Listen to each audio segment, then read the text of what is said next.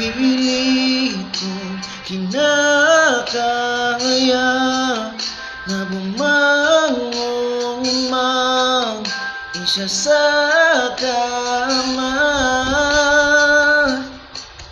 Kahit ginawa ko ng tubig ang alak, di tumatama. Kung sakali na magbago ang isip mo,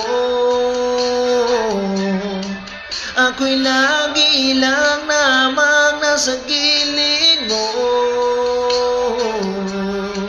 Kaso nga lang kahit na anong pilit ko, ako'y di mo nakikita.